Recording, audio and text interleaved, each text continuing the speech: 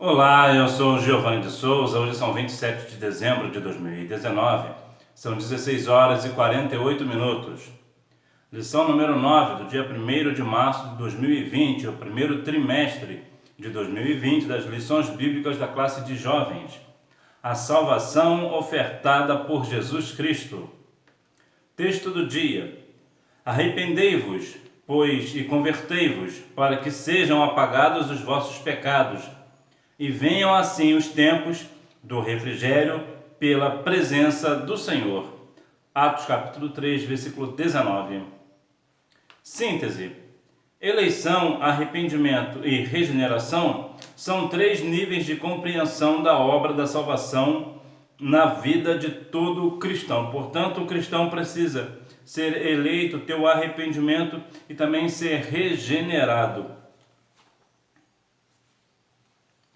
O texto bíblico está em João capítulo 3, versículos do 1 ao 7, que vai falar sobre a questão de Nicodemos, o nascer de novo. Introdução. A promessa do descendente que seria capaz de desfazer as obras do diabo cumpriu-se em Jesus de Nazaré.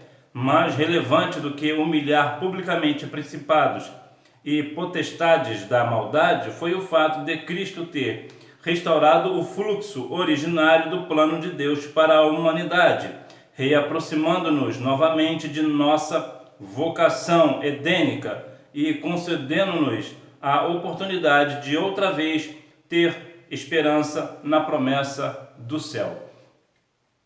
Em primeiro lugar, em Jesus está todo o poder lhe foi lhe dado nos céus e na terra, inclusive de humilhar publicamente os demônios. Entretanto, a principal obra de Cristo foi nos regenerar, nos resgatar, nos religar mais uma vez a Deus. Jesus é aquele que veio religar o homem a Deus. Portanto, religião salva. Por que religião salva? Porque Jesus é a religião. Jesus é aquele que veio religar o homem a Deus. Eleição. A eleição como uma doutrina biblicamente fundamentada. A Bíblia Sagrada está repleta de textos que anunciam e discutem aquilo que denominamos de doutrina da eleição. Por eleição, entenda-se a capacidade divina de ser o promotor da condição de salvação daqueles que serão salvos. Em outras palavras, através da eleição como ato livre e incondicionado, o Altíssimo proporcionou à humanidade a possibilidade da salvação. A Escritura registra casos de eleições, escolhas individuais, coletivas e nacionais, os quais tanto estão ligados à salvação como às outras questões. A escolha, eleição de determinados indivíduos para missões específicas. 1 Samuel capítulo 16, versículos do 8 ao 13. A. Eleição dos filhos de Deus para a salvação, aos Romanos 8, do 31 ao 34. B. A eleição, escolha da igreja para a salvação, aos Romanos capítulo 11, versículo 7, Apocalipse capítulo 17, versículo 14. Existem anjos que são chamados de escolhidos, eleitos, 1 Timóteo capítulo 5, versículo 21. C. A eleição nacional dos israelitas como povo em quem Deus cumpriria suas promessas para abençoar todas as nações. Salmos 105, 6, Isaías 41, 8. A partir dessas três dimensões do conceito de eleição, pode-se demonstrar que este conceito não está restrito à temática da salvação, e sim da soberania divina. Pensemos, então, na questão da eleição a partir de duas perspectivas básicas: a divina e a humana, e por fim esclarecemos aquilo que não é eleição para que se evite uma apropriação errônea dessa importante doutrina bíblica. A capacidade de Deus eleger, escolher, convocar determinados indivíduos para eventos específicos revela-nos alguns atributos divinos. A. Presciência, sendo diretamente associada à onisciência, a capacidade de saber todas as coisas. A presciência é a faculdade de saber antecipadamente como tudo irá acontecer. Ou seja, Deus tanto entende tudo sobre todas as coisas que estão acontecendo agora, como sabe todas as possibilidades e consequências antes que estes aconteçam. 1 Samuel capítulo 23, versículos do 1 ao 13.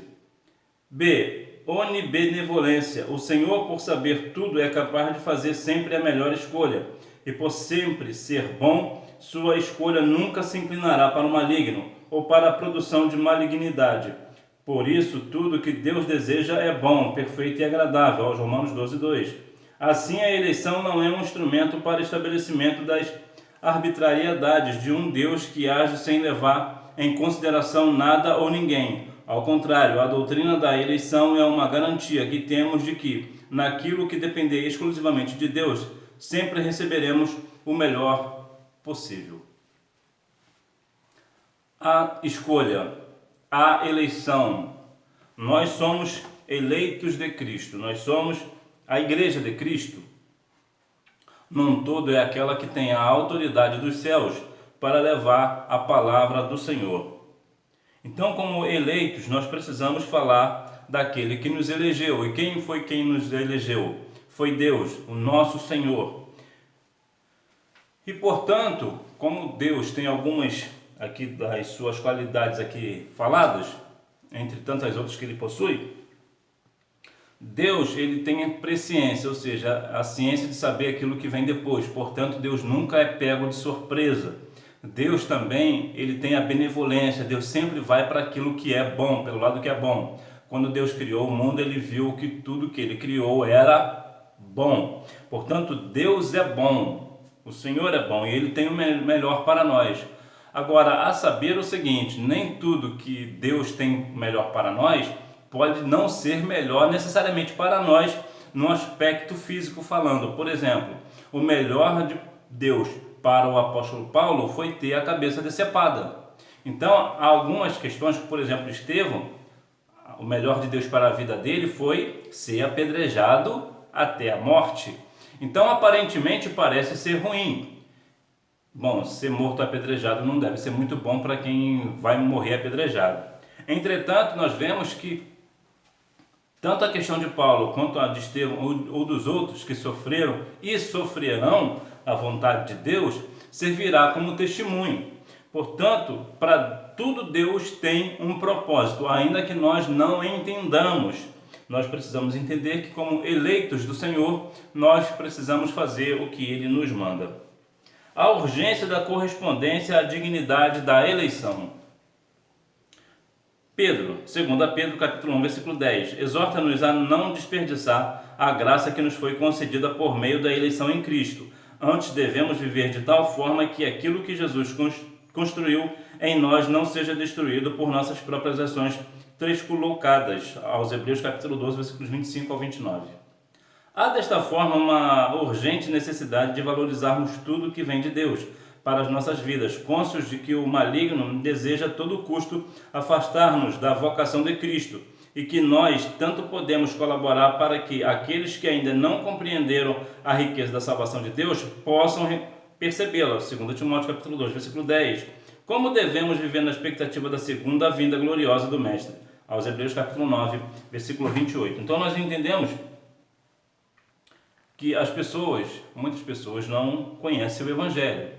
Então, nós, como eleitos do Senhor, precisamos ter essa responsabilidade de levar essa doutrina de Cristo a eles. Então, nós não podemos desperdiçar a graça que nos foi dada de ser eleitos, porque o nosso adversário quer a todo custo tirar a nossa salvação. Ele não quer que nós sejamos salvos em Cristo Jesus. Por isso há sempre os dados inflamados do maligno contra a nossa vida. Ele sempre estará tentando contra aqueles escolhidos e eleitos do Senhor. E você precisa ficar firme, firme na palavra do Senhor. O que não é eleição? A doutrina da eleição não pode ser entendida como um instrumento perverso de Deus para selecionar alguns para a salvação eterna, enquanto outros serão aleatoriamente escolhidos para a condenação eterna.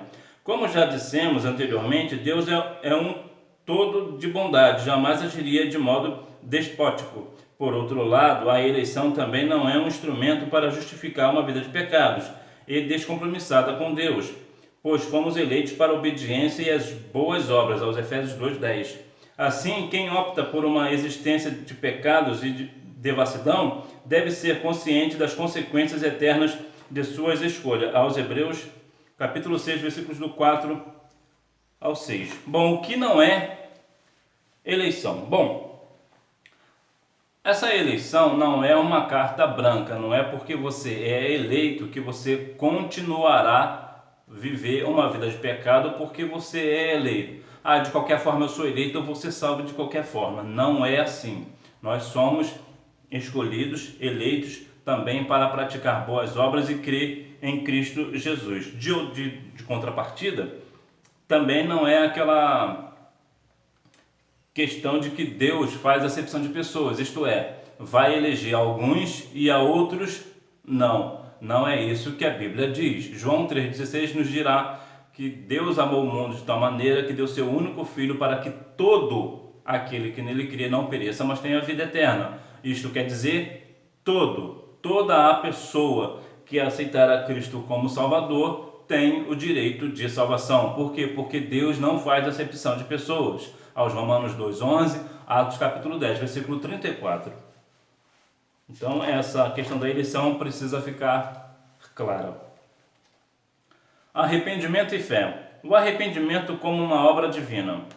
Arrependimento do grego, metanoia, mudança de mentalidade, e do latim, repoenitere, ter, pesar de, sentir muita mágoa por uma má ação, é um dos conceitos centrais da fé cristã. Pode-se dizer que não existe relação com Cristo sem um prévio estabelecimento de um coração arrependido. A humanidade está terrivelmente afetada pelo pecado e pela desobediência. Tito 1,16. Desta forma, por si só, os filhos de Adão não conseguem compreender a graça de Deus que se manifestou em Cristo Jesus. Aos Hebreus 2,10. A Bíblia Sagrada declara de maneira explícita que a fonte do arrependimento que implica a salvação é Deus. Atos 5,31 aos Romanos 2,4, 2 Timóteo 2,25. Desta maneira, como a salvação é um projeto divino oferecido para a humanidade. Tito capítulo 2, versículo 11. O arrependimento, que é um pré-requisito para a salvação, também é uma possibilidade acessível a todos. Atos capítulo 17, versículo 30. Infelizmente, algumas pessoas, mesmo depois de experimentarem a vida transformada pela salvação garantida por Cristo no Calvário e manifesta por meio do arrependimento, desprezam a graça e voltam a viver de modo cheio de vergonha e pecado. Aos Hebreus capítulo 6, versículos do 4 ao 6. Arrependimento. Tornar uma nova mentalidade, um novo caminho. Já observou, não sei se já aconteceu com você, quando você vai para algum lugar, um determinado lugar, por um determinado caminho, e acontece algo ruim, e você se arrepende de ter passado por ali. O que geralmente você pensa? Eu nunca mais tomo este caminho para ir para tal lugar. Ou seja, eu vou para o outro caminho, eu vou tornar outro caminho. Esta é basicamente a estrutura da palavra arrependimento no original. É tomar outro caminho, uma outra direção, fazer de forma diferente. E a Bíblia vai nos dizer que nós somos novas criaturas. Então, se nós pecávamos, nós não podemos pecar mais, porque nós somos lavados e remidos no sangue do Cordeiro. Entretanto, se pecar, temos um advogado justo para perdoar os nossos pecados. 1 João 1,7 nos dirá, se temos comunhão com os outros, o sangue de Jesus Cristo nos purifica de todo pecado. Por isso o arrependimento precisa vir sim, com a leitura da palavra, com a exposição da palavra. Precisamos ter uma geração arrependida de seus pecados. Hoje vejo uma juventude muito forte para ir à academia, para ir a restaurantes, para sair e outras coisas, fazer tantas coisas. Entretanto, eu não vejo uma mocidade forte para ir para a escola bíblica dominical, para os cultos de doutrina, para ensinamentos dos estudos bíblicos no templo. Então, é claro, eu sei que existem algumas exceções, sei que há exceções, há muitas exceções até. Entretanto, eu digo a maioria das vezes, a grande massa esmagadora de jovens hoje são fracos na palavra. Se são fracos na palavra, não há arrependimento. Por quê? Porque o arrependimento vem por pregar a palavra, por ouvir a palavra. Nós entendemos, ouvindo a palavra, que nós estamos em pecado e daí gera o nosso arrependimento. A missão de Cristo, chamar pecadores ao arrependimento. Em inúmeras oportunidades, Jesus de Nazaré declara que o objetivo central de seu ministério era levar pecadores ao arrependimento. Mateus 9:13, Marcos 2:17, Lucas 15, 7 e 10. É evidente que houve casos em que, apesar do chamado de Cristo, pecadores não se renderam. João 6, versículo 66. Não existe arrependimento automático e irreflexivo. A obra da salvação é divina, mas o pecado humano pode conduzir pessoas a estágios de desobediência tão grandes que os levarão ao inferno. 1 Pedro capítulo 4, versículo 17 e 18, 2 Timóteo 3, 2 ao 5. Nós vemos em João 8, por exemplo, a questão da mulher adúltera. Nós vemos que ela, por seu pecado, foi levada a Cristo. Entretanto, você vai ver no comentário bíblico, na leitura bíblica, que Jesus deu uma palavra que eu acho muito interessante, que ele disse: onde estão os teus acusadores? Ninguém te condena? Se ninguém te condenou, também não te condeno. Vai. Aí, observa bem o que Jesus respondeu depois. Vai, eu te perdoei. Vai e não peques mais. Aí é que está o ponto. Não é somente você ser perdoado hoje. Não basta somente você ser perdoado hoje através do arrependimento. É preciso você tomar um novo caminho e não pecar mais. Deixar este pecado de lado. A Bíblia diz que aquele que deixa o pecado alcança misericórdia. O conteúdo da mensagem evangélica. O grande problema da igreja contemporânea é o investimento de tempo, recursos e energia em atenção a situações e problemas que não são próprios de sua vocação. Nossa vocação é proclamativa. Marcos capítulo 16, versículo 15. Diante desta centralidade da pregação, uma outra pergunta surge naturalmente: qual deve ser o conteúdo de nossa evangelização? A resposta o próprio Senhor Jesus, já ressuscitado, dá-nos em Lucas 24, 47. O arrependimento não precisa ser apenas uma consequência de nossa pregação, mas também o próprio objeto de prática. Precisamos de menos pirotecnia gospel em nossos púlpitos, menos autoajuda ou pseudo-coach e mais Bíblia, mais sermões sobre a necessidade de arrependimento e confissão de pecados e menos discurso pré-fabricado que apenas procuram domesticar pecados. O arrependimento é o único caminho para a manutenção de relacionamentos saudáveis, já que somos pecadores cheios de falhas. Nossos relacionamentos estariam fadados ao fracasso, não fosse nossa capacidade de arrepender-nos. Logo, para o desenvolvimento de uma vida comunitária feliz, o arrependimento precisa ser uma postura praticada e que tenha credibilidade da parte daquele que age de modo precipitado e fere a outros.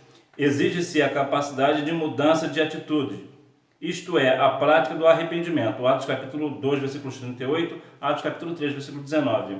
Já com relação àqueles que foram vítimas de ações desacertadas dos outros, o Senhor Jesus exorta-nos a perdoá-los diante de seu genuíno arrependimento, ainda que seja necessário fazer isso inúmeras vezes num mesmo dia. Lucas capítulo 17, versículos dos 3 ao 5. Ser cristão é algo muito sério, não é algo para pessoas infantilizadas que só pensam em sua própria satisfação carnal. Vemos nos dias atuais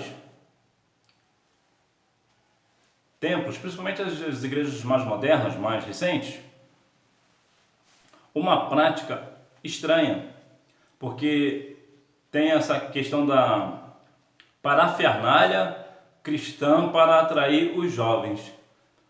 Agora, se você perceber bem, seus pais, por exemplo, se forem nascidos em berços evangélicos ou seus avós, você conversar com eles, você verá que antigamente não existiam essas coisas, essas parafernálias, e a mocidade era uma mocidade grande, forte, era uma mocidade robusta, era uma mocidade cheia da graça de Deus, batizada com o Espírito Santo com fogo, cheia do fervor do Senhor. E hoje que vemos?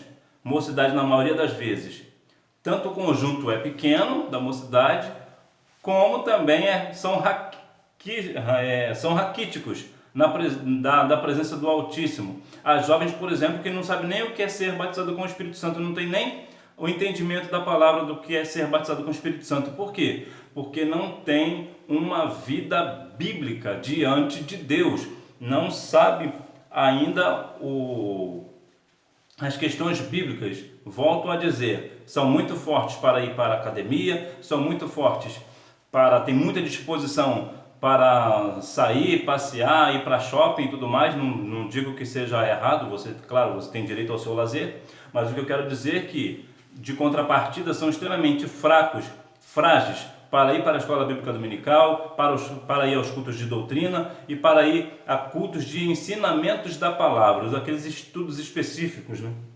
Então vemos uma mocidade fraca, uma mocidade sem energia do céu, sem a espiritualidade do Senhor. Regeneração. O que é regeneração? A palavra regeneração significa literalmente gerar algo que seja novo. Não é apenas um recomeço para aqueles que já existem, e sim uma nova oportunidade que o Criador concede a todos os seus filhos através de Jesus Cristo. Refletir sobre essa poderosa obra de Deus em nosso favor leva-nos a um nível maior de compreensão do amor do Pai. Regenerar. O Evangelho do Senhor, ele regenera cada um de nós. Pessoas que estavam fadadas à morte foram regeneradas porque foram alcançadas pelo Evangelho genuíno de Cristo. O Evangelho de verdade, não esse Evangelho barato que se prega hoje na maioria das igrejas no Brasil. Características da regeneração na vida de uma pessoa. A compreensão daquilo que é a regeneração torna-se mais fácil de captar a partir do diálogo de Jesus com o erudito fariseu Nicodemos, em João 3, do 1 ao 12. Nesse texto testemunhamos a dúvida do interlocutor de Jesus, que seria a de qualquer um de nós. Quando Jesus fala sobre a necessidade da regeneração, ele utiliza-se da expressão nascer de novo, que poderia ser traduzida como nascer de cima, numa tradução livre, nascer noutro nível, num nível mais elevado. Mas o que significaria exatamente isso? Nas palavras de Jesus, é muito mais que assumir uma série de comportamentos ou atitudes sociais. Tem a ver com uma transformação radical que atinge a espiritualidade de uma pessoa. A regeneração não é aquilo que uma instituição faz na vida de uma pessoa, ou que a influência de outros indivíduos, ou que a influência de outros indivíduos constrói em nossas opiniões e hábitos. A regeneração é a manifestação da salvação no interior de cada um de nós, operando em nosso ser, e tendo como exclusivas testemunhas nós mesmos. 1 João 5,18. Logo, a causa da regeneração é única, a ação do Eterno no interior daquele que teve o privilégio de conhecer a Cristo. 1 Pedro 1,23. Somos novamente gerados, nascidos para outro nível de espiritualidade, por meio da graça. Gálatas capítulo 4, versículos 24, 28 e 31. Apesar de a regeneração ser uma obra que ocorre no interior do nascido de novo, é possível apontar alguns elementos fundamentais que caracterizam essa operação de Deus em nossas vidas. Quem passou pela experiência da regeneração vive na perspectiva do Espírito, por isso consegue perceber e entender acontecimentos sobre uma ótica que os não regenerados, isto é, aqueles que vivem uma vida natural, não conseguem atingir. João 3,8, 1 Coríntios 2, 11 e 16. B. O regenerado em Cristo reconhece a paternidade de Deus, por isso identifica-se com as coisas que são do Criador e com tudo que é do céu, isto é, de cima. Assim, ele vive como um morto entre os que vivem em pecado e como um vivo entre os que estão mortos em suas transgressões e delitos. Mateus 10, 39 aos Romanos capítulo 14, versículo 8. Se o regenerado consegue, porque vive a experiência da salvação, viver de modo absolutamente diferente. 2 Coríntios capítulo 5, versículo 17. Neste texto, a prova da nova criação não é algo físico, e sim um conjunto de consequências espirituais que naturalmente têm repercussões materiais. Em outras palavras, vou dar um exemplo aqui, Lucas 19 vai falar sobre Zaqueu, que Zaqueu era um cobrador de imposto, era um desmantelado, todo errado, e que quando ele se encontrou com Cristo, ele foi transformado. Ele disse que se porventura tivesse defraudado alguém, iria devolver 4 vezes mais. Como diz lá em Êxodo, né? A Bíblia vai falar que aquele que rouba uma ovelha tem que devolver 4 vezes. Então nós vemos que houve uma transformação de dentro para fora. Tanto é que o próprio Cristo testemunhou de Zaqueu. Então nós vemos que muitas das vezes as pessoas acreditam que porque aceitaram a Cristo vai ter apenas uma mudança social, apenas uma mudança no que eu fazia ou não fazia, um determinado, como eu vou dizer, ritual ou coisa parecida. Não é bem assim. O Evangelho transforma o coração do homem. Ele é transformado de uma forma tal que age na espiritualidade dele, daquela pessoa. A pessoa é tão espiritual que acaba passando por situações, mas reconhece que Deus é soberano na vida dele, independente das circunstâncias que ele passa. Conclusão: estudar sobre a obra da salvação realizada por Jesus em nossas vidas é de extrema importância, pois ao pensarmos sobre como as ações de Deus foram previamente projetadas, podemos notar o quão maravilhoso é o amor do Salvador, tendo recebido do Senhor o presente da salvação. Cabe-nos a tarefa de afastar-nos todos os dias do caminho da maldade. Desta forma, arrependimento não é apenas uma atitude, mas um estilo de vida para cada um de nós. Viva uma nova vida, viva a salvação.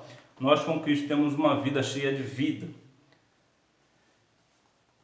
E precisamos ter cuidado para que o adversário não tire de nós esse presente que foi ofertado por Cristo na cruz do Calvário, que é a nossa salvação nele. Nós fomos resgatados para boas obras, para ter fé em Cristo e herdar as mansões celestiais. Hora da revisão. Pergunta: de que modo pode-se definir o que é eleição para a salvação segundo a Bíblia Sagrada? Resposta: por eleição, entenda-se a capacidade divina de ser conscientemente promotor da condição de salvação daqueles que serão salvos. Pergunta: a doutrina da eleição autoriza algum tipo de defesa da ideia uma vez salvo, salvo para sempre? Resposta: não, pois nossa crença nos efeitos da eleição está condicionada à manutenção de nosso relacionamento com Cristo.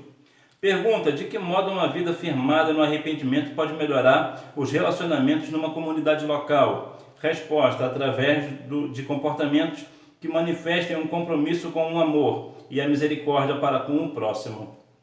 Cite 3 características da regeneração na vida de uma pessoa. Resposta: viver na perspectiva do Espírito Santo, reconhecer a paternidade divina e ter a capacidade de viver outro nível.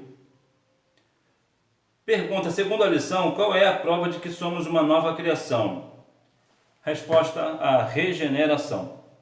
Então, pela oferta de Cristo na cruz do Calvário, nós somos regenerados, somos convidados ao arrependimento de nossos pecados, que nós venhamos ter isso em nossa mente, em nosso coração, entendermos que nós somos eleitos também para sofrer, para padecer com Cristo, mas como diz Colossenses 3, buscai as coisas que são de cima. Por quê? Porque Cristo está assentado à destra de Deus no céu. Portanto, nós precisamos, como Cristo foi também ressuscitado, nós precisamos buscar as coisas que são de cima, buscar a presença do Senhor, buscar o reino do Papai do céu, que nós venhamos em Cristo Jesus ter essa convicção de que nós somos eleitos para padecer, sim, pelo Evangelho de Cristo, pelo Evangelho da graça, pelo Evangelho da salvação de nossas almas.